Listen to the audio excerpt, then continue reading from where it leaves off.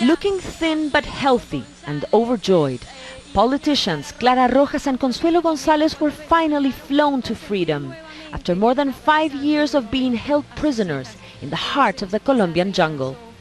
There were flowers and tears for these two women who embraced their loved ones on the tarmac of Caracas airport.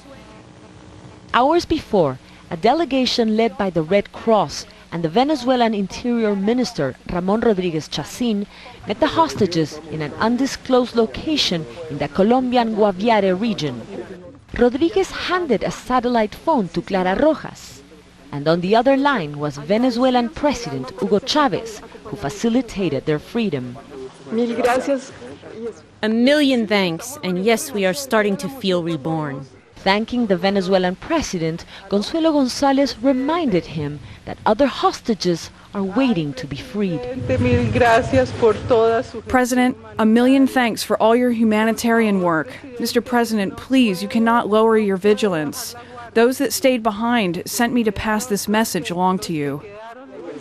The women kissed their captors goodbye, members of the Revolutionary Armed Forces of Colombia, or Farc.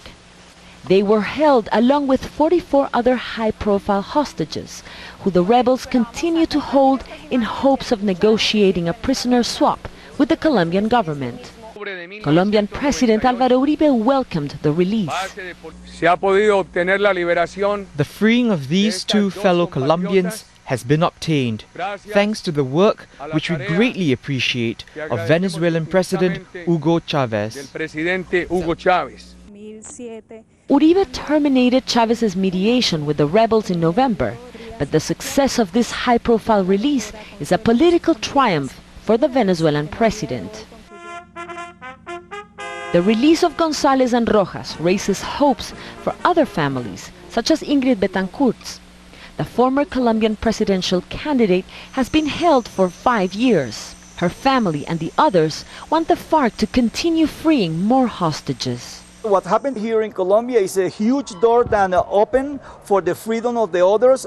We hope that the Colombian government understand that and start a very serious negotiation as soon as they can with the guerrilla. But the future of the other political captives depends on what Farc guerrillas can gain from this first release, and whether the Colombian government is willing to allow another international rescue operation.